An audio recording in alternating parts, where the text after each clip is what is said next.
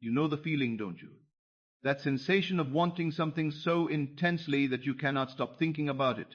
You imagine it, you affirm it, you fall asleep feeling it, and then the moment your eyes open in the morning, your very first thought is, has it come yet? You check your phone, you check your circumstances, you scan the world for evidence, and when you do not see it, a knot forms in your stomach, a tightness, a silent desperation that whispers, maybe I didn't do it right. Maybe I need to do it again. Maybe it isn't working. This is the thing that is silently killing your manifestation, and almost no one speaks plainly about it. This is what Neville Goddard called lust of result. It is not your desire that blocks you. It is not the intensity of your longing. It is the frantic, grasping energy that says, I must have proof. I must see it now. I cannot rest until the outer world rearranges itself to match my inner conviction. And ironically, it is that very demand for proof that delays the thing you seek. So if you have ever felt that you are doing everything right, yet your desire remains stubbornly out of reach, this episode is for you. Because the problem is not that you care too much. The problem is that you are holding the outcome too tightly.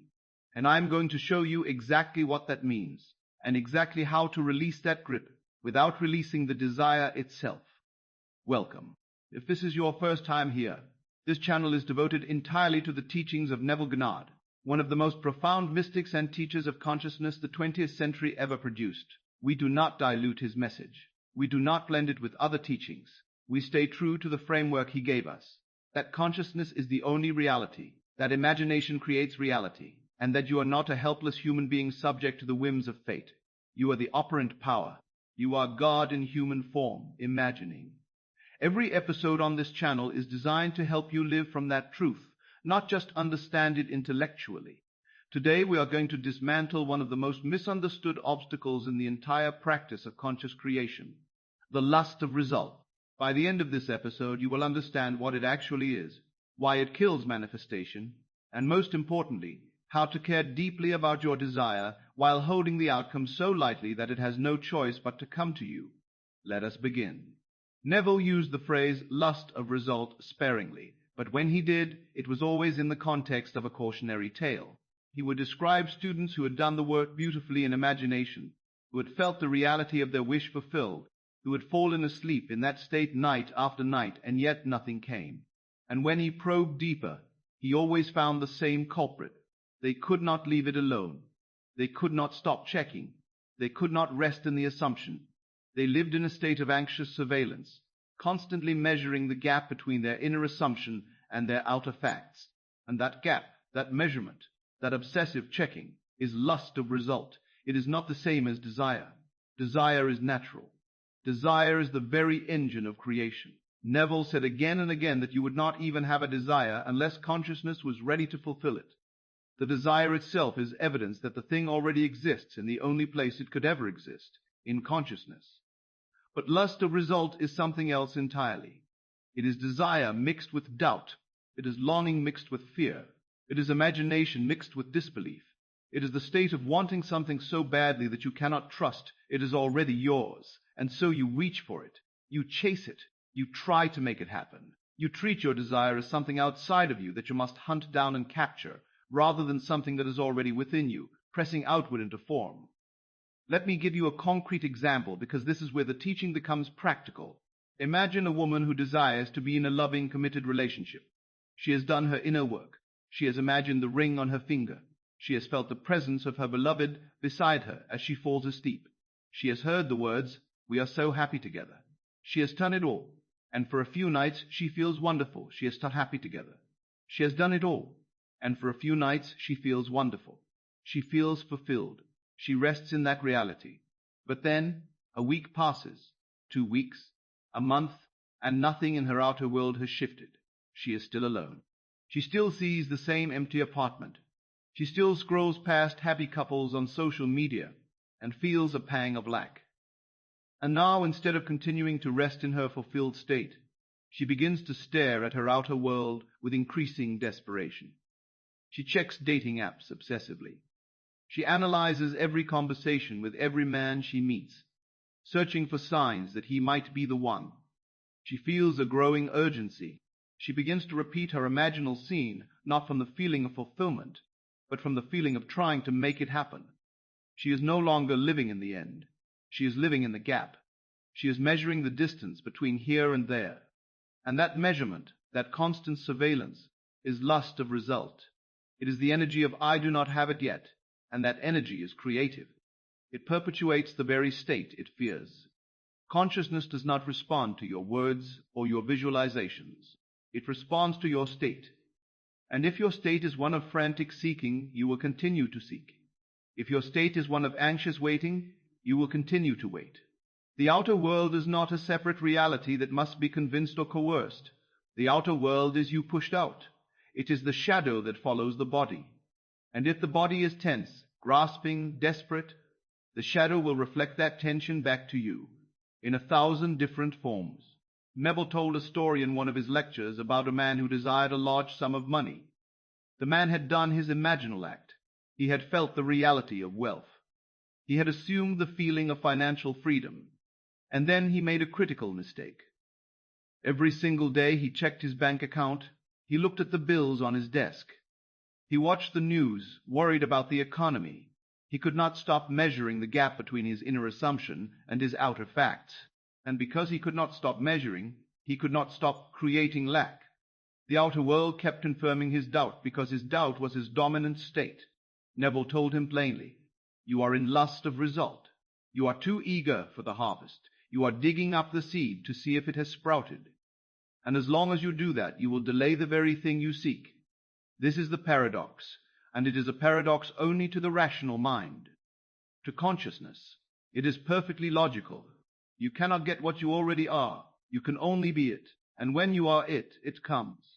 But when you are chasing it, you are affirming that you do not have it, and so you cannot have it, because you are busy being the person who does not have it.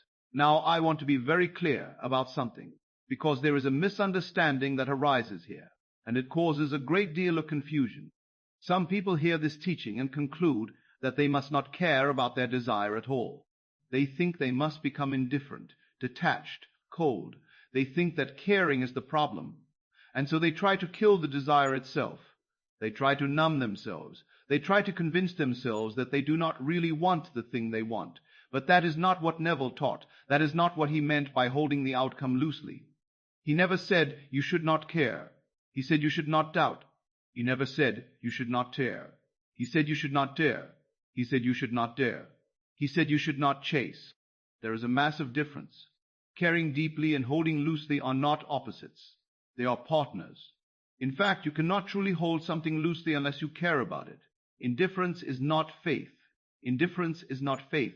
Indifference is abdication. Faith is the deep, quiet knowing that what you have assumed in consciousness must, by law, harden into fact. Faith allows you to care passionately about the desire while simultaneously resting in the certainty that it is already done. This is the state Neville called the Sabbath. The Sabbath is not a day of the week. It is a state of consciousness. It is the rest that follows creation. And you enter the Sabbath the moment you stop trying to make it happen and start knowing that it is already finished. Think of it this way. When you plant a seed in the ground, you do not dig it up every day to see if it is growing. You do not stand over it with a flashlight at midnight, inspecting the soil, demanding proof. You plant it, you water it, and then you go about your life. You trust the law of growth. You trust that the seed contains within itself everything it needs to become the tree. And because you trust that, you are free. You are not in lust of result. You are in faith. Now, does that mean you do not care whether the tree grows? Of course not. You care deeply. You are planting it because you want the tree. But your caring does not take the form of anxious surveillance. It takes the form of relaxed expectation. That is the key. Relaxed expectation. You expect the tree because you know the law. And because you know the law, you do not need to check. You do not need proof. You already have the proof. The proof is the seed. The proof is the act of planting. The proof is the law itself. And so you rest, you enter the Sabbath. You let it be done. This is what Neville meant when he said, "I have told you these things that you might have my joy fulfilled in you, and that your joy might be full." Joy is the feeling of the wish already fulfilled, and it is full precisely because it does not need the outer confirmation. It is complete in itself. It is the state of knowing, not hoping, of being. not becoming. Let me tell you another story, one that Neville himself shared in his book The Law and the Promise. A woman came to him in distress. She desired to marry a specific man, but he had shown no interest in her.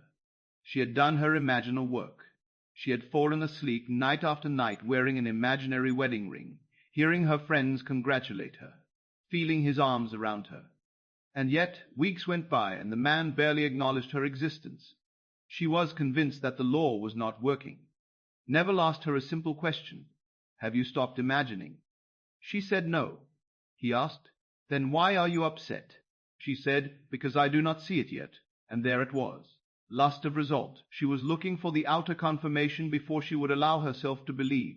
She was treating the outer world as the source, rather than consciousness. Neville told her plainly, you are standing in your own way.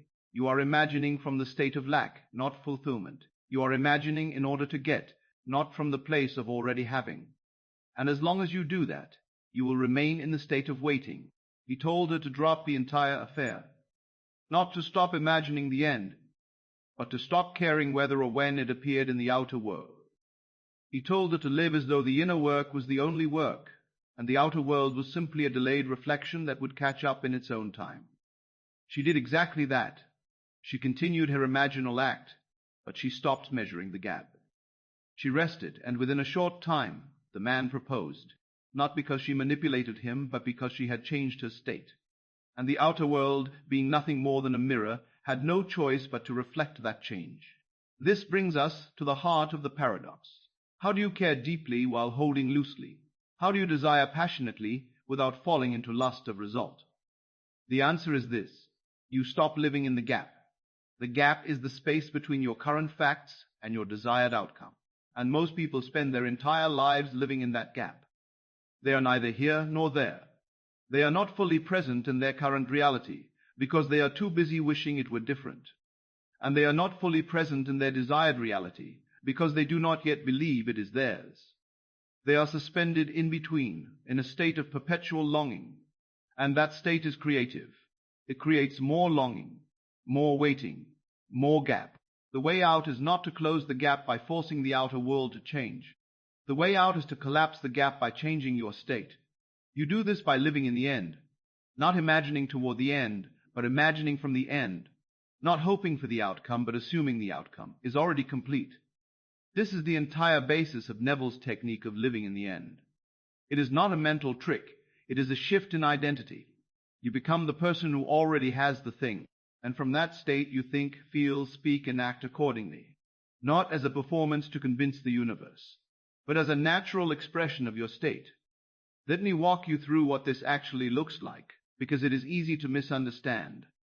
Living in the end does not mean pretending everything is fine when it is not. It does not mean ignoring your bills or lying to yourself about your circumstances. It means occupying the state of the wish fulfilled so completely that your dominant consciousness is no longer defined by lack. It means you can acknowledge your current facts without giving them power. You can see the empty bank account, the absent lover, the unrealized dream, and you can say calmly, that is old news. That is the shadow of a state I have already left behind. My true state is one of fulfillment, and the outer world is simply catching up. This is not denial. This is not denial.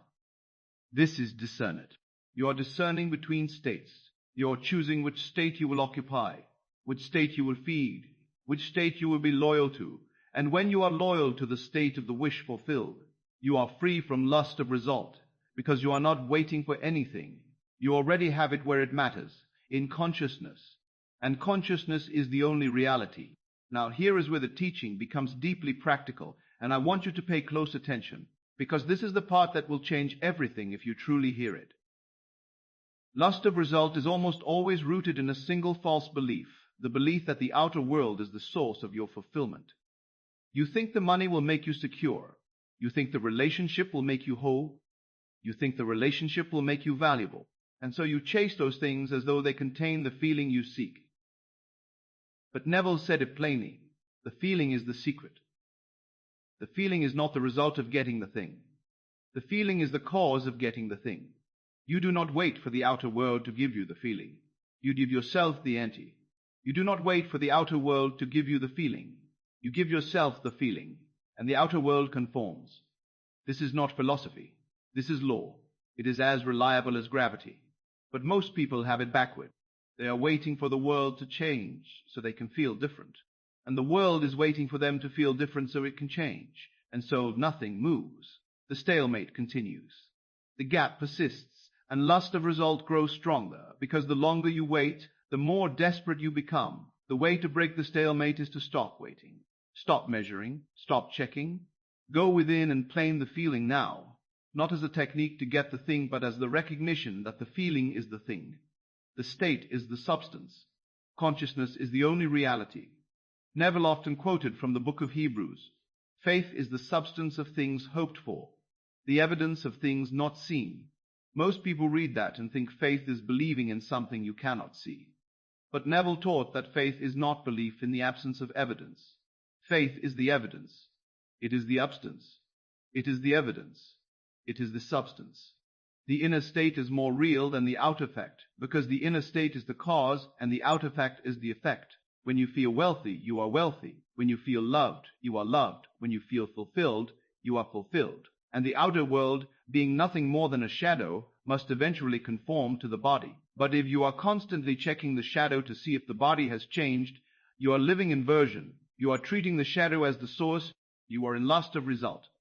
And you will remain there until you reverse the order, until you return to consciousness as the only reality, until you rest in a state of the wish fulfilled, regardless of what the outer world currently shows. I want to give you a very simple test to determine whether you are in lust of result or in faith. Ask yourself this question: am I imagining to get, or am I imagining from the state of already having? If you are imagining to get, you are in lust of result, or in faith, you are using imagination as a tool to manipulate the outer world. You are still living in the gap. You are still treating the outer world as the source. But if you are imagining from the state of already having, you are in faith. You are not trying to get anything. You are simply being the person who already has it. And from that state, imagination is not a tool. It is a natural overflow of your consciousness. It is the natural overflow of your consciousness. It is the natural overflow of your consciousness. It is the way you think when you are that person. And when you are that person, the outer world must reflect that person back to you. Not because you forced it, but because it cannot do otherwise. The outer world is always a perfect mirror of your state. Always, without exception. If you do not like what you see, do not try to change the mirror. Change your face. Change your state. And the mirror will change automatically. Now, let me address a question that often arises at this point. People ask, if I am supposed to rest in the Sabbath, if I am supposed to stop checking and stop measuring, does that mean I should never take action? Does that mean I should just sit in my room imagining and do nothing? No, that is not what Neville taught. He said very clearly, act as though you are the person you want to be, and you will become that person. Action flows from state. When you are in the state of the wish fulfilled, you will be inspired to take certain actions. But those actions will not feel forced or desperate. They will feel natural, easy, even inevitable. You will not be acting to make it happen. You will be acting because it is already happening, and you are simply playing your part. This is the difference between inspired action and frantic action. Frantic action comes from lust of result. It is the energy of trying to make something happen because you do not believe it is already done. It is exhausting, anxious, and ultimately self-defeating. Inspired action comes from faith. It is the energy of alignment. You are moving in harmony with your assumption, not in contradiction to it. You are not chasing, you are flowing. And that flow is effortless, because you are not trying to create the outcome. You are simply allowing the outcome to unfold through you. Let me give you a practical example. Suppose you desire a new job. You have imagined it, you have felt the congratulations. You have heard yourself saying, I love my new position. You have fallen asleep in that state. Now, should you apply for jobs? Of course. But the energy with which you apply matters. If you are applying from the state of I do not have a job yet, I need to find one, I hope this works, you are in lust of result. You are acting from lack, and your applications will carry that energy. You will come across as desperate, uncertain, unworthy. But if you are applying from the state of I already have the job I desire, this is simply the bridge of incidents unfolding. then your actions are completely different. You are calm. You are confident. You are confident. You are confident. You are selective. You are not trying to convince anyone to hire you. You are simply allowing the right opportunity to find you. And it will. Not because you applied to 100 jobs, but because your state demanded it. The outer action was simply the path of least resistance through which your assumption could materialize. This is what Neville meant when he spoke of the bridge of incidents.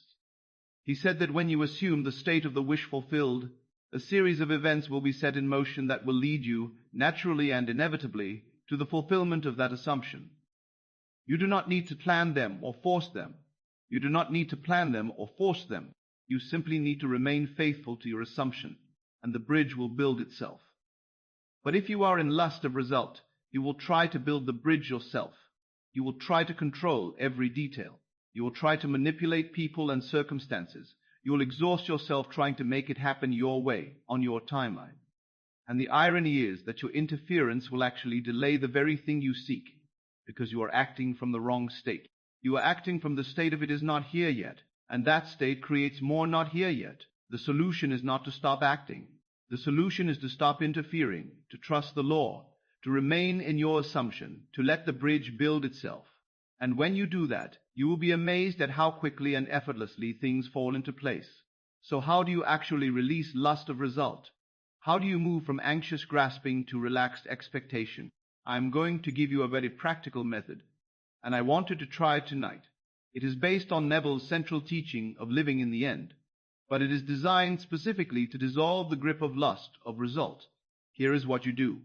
Tonight, as you prepare for sleep, do not imagine your desire as something you are trying to get. Do not imagine it as something in the future. Imagine it as something that has already happened, not as a wish, not as a hope, but as a memory. This is the key. Memory implies completion.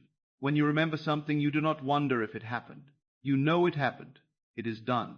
It is finished. And that knowing is the state of the Sabbath. So tonight construct a very simple, very short scene that implies your desire is already fulfilled. Do not make it elaborate. Do not make it long. Just a single moment, a single sensation, a single phrase, something that could only be true if your desire were already complete. For example, if you desire a specific sum of money, imagine yourself looking at your bank balance and feeling deep satisfaction. Do not imagine the number growing. Imagine it already there. Feel the relief. Feel the ease. Feel the sense of it is done. If you desire a relationship, imagine lying beside your beloved, hearing the sound of their breathing, feeling their warmth. Do not imagine the first date. Do not imagine the established reality, the thing already in your possession, the fulfilled state. And as you loop the scene gently in your mind, as you feel the reality of it, I want you to add one more element. I want you to release all concern about when or how it will appear in your outer world. I want you to say inwardly, with quiet certainty, it is done. I do not know when I will see it. I do not know how it will come, but I know it is done, and I rest in that knowing. And then let it go. Do not carry it into tomorrow. Do not wake up checking for it. Do not spend your day measuring the gap. Live your life. Be present. And if the thought arises, if the desire surfaces, do not push it away. Simply return to the feeling. Return to the state.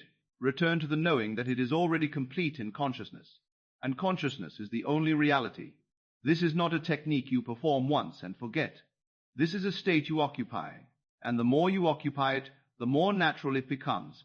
And the more natural it becomes, the less you will feel any need to check, to measure, to control. You will simply know. And that knowing will be so solid, so unshakable, that the outer world will have no choice but to conform. Let me tell you what will happen when you truly do this. At first, your rational mind will resist.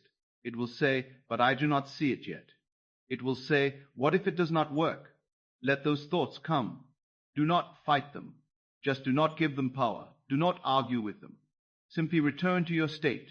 Return to the feeling of the wish fulfilled. And over time, something will shift. You will notice that you are no longer anxious. You are no longer desperate. You are no longer desperate. You are no longer checking. Not because you have stopped caring, but because you have stopped doubting. You will feel a deep, quiet confidence that has nothing to do with outer evidence. You will feel fulfilled even before the outer world has moved. And that fulfillment is the signal that you have dropped lust of result. That is the signal that you are in the Sabbath.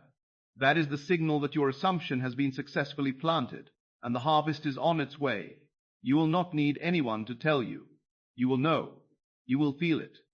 And the outer world will begin to shift in ways that will astonish you. Not because you forced it, but because you allowed it.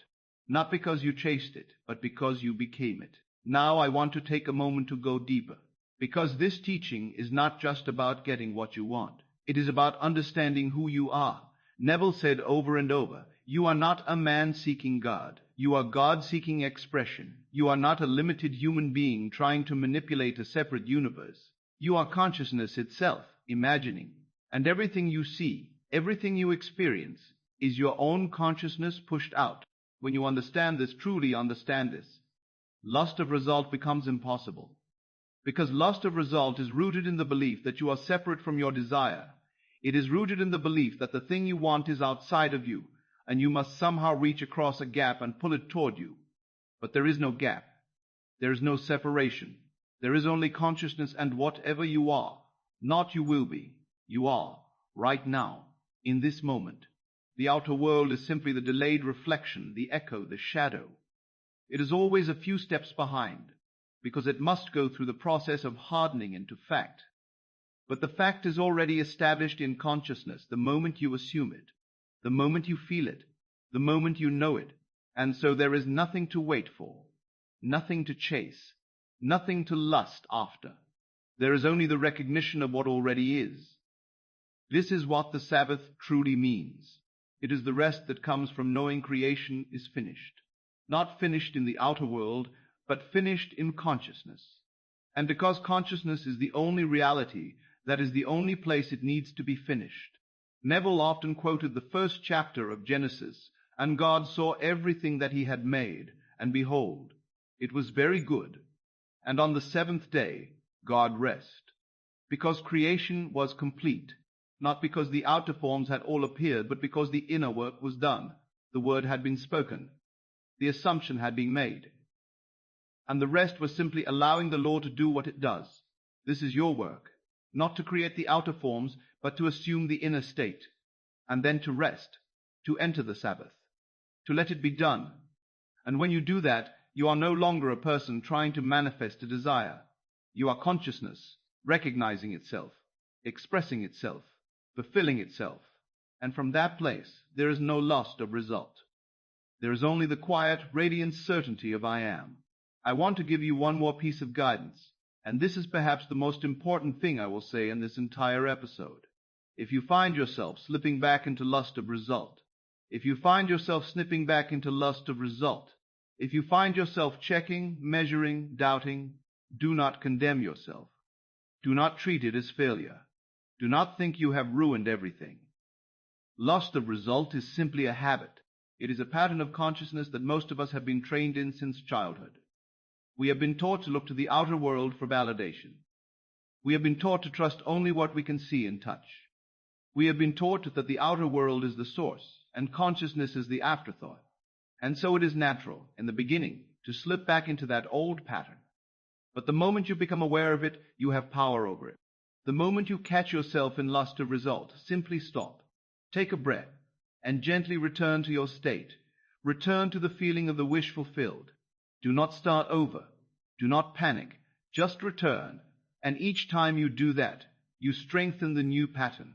You train your consciousness to rest in faith rather than strain in effort. And over time, the old pattern will dissolve, not because you fought it, but because you replaced it result with living in the end. You replace anxious grasping with relaxed expectation. You replace doubt with certainty. And that certainty, that faith, that resting in the Sabbath is what brings the harvest. There is a passage in the Gospel of Mark that Neville loved to quote. It says, "So is the kingdom of God, as if a man should cast seed into the ground, and should sleep, and rise night and day. And the seed should spring and grow up, he knows not how, for the earth brings forth fruit of herself. First the blade, then the ear, after that the full corn in the ear." Neville said this parable is the entire law of manifestation in a single image. You plant the seed. You do not make it grow. You do not dig it up to check on it. You sleep. You rise. You go about your life. And the seed grows of itself, according to its own inner law. And in time the harvest comes. not because you forced it, but because you trusted the law. This is living in the end. This is the opposite of lust of result. And this is the state you must occupy if you want your assumption to harden into fact. You plant the seed by assuming the state of the wish fulfilled. You water it by returning to that state again and again. And you let it grow by resting in the certainty that the law is working, whether or not you see evidence, and then in ways you cannot predict and at a time you cannot control. The harvest comes. The outer world shifts. The desire materializes, and you realize that it was never about effort. It was always about faith. It was always about knowing. It was always about being. So tonight, as you fall asleep, I want you to remember this. You are not trying to get anything. You are not waiting for anything. You are not lacking anything. You are simply being the person who already has the thing you desire. And from that state, the outer world must conform. Not because you wished for it, but because you became it. Not because you visualized it, but because you assumed it. Not because you begged for it, but because you claimed it as your own. And when you do that, lust of result dissolves, because there is nothing to lust after. There is nothing to chase. There is nothing to chase. There is only the quiet, radiant knowing that it is already done. And in that knowing you are free. You are at rest. You are in the Sabbath. And from that place, all things are possible, not in the future, not someday, but now, in consciousness, which is the only place they ever needed to be. As we close, I want you to take this one thought with you. The thing that was silently killing your manifestation was not your desire. It was not your longing. It was not even your impatience. It was the refusal to rest. It was the refusal to trust that the inner work is the only work. It was the constant surveillance of the outer world, the constant measurement of the gap, the constant demand for proof, and all of that came from a single false belief, that the outer world is the source of your good. But now you know the truth. Consciousness is the only reality. The outer world is simply a mirror. And when you change your inner state, the outer world must change. Not might change, must change. It is law. So stop checking the mirror. Stop measuring the gap. Stop bigging up the seed. Plant it, water it, and rest. Live in the end. Occupy the state of the wish fulfilled, and let the law do what it does. Let the bridge build itself. Let the harvest come in its own time. And in the meantime, be at peace. Be fulfilled. Be whole. Because you already are everything you seek. You already have everything you desire. In consciousness, which is the only place it ever mattered. I tell you, try it. Dare to assume it. And you will see. The world is yourself pushed out. And when you rest in that truth, when you release lust of result and live in the end, there is nothing you cannot be, nothing you cannot do, and nothing you cannot do, and nothing you cannot have. Good night, and go in peace.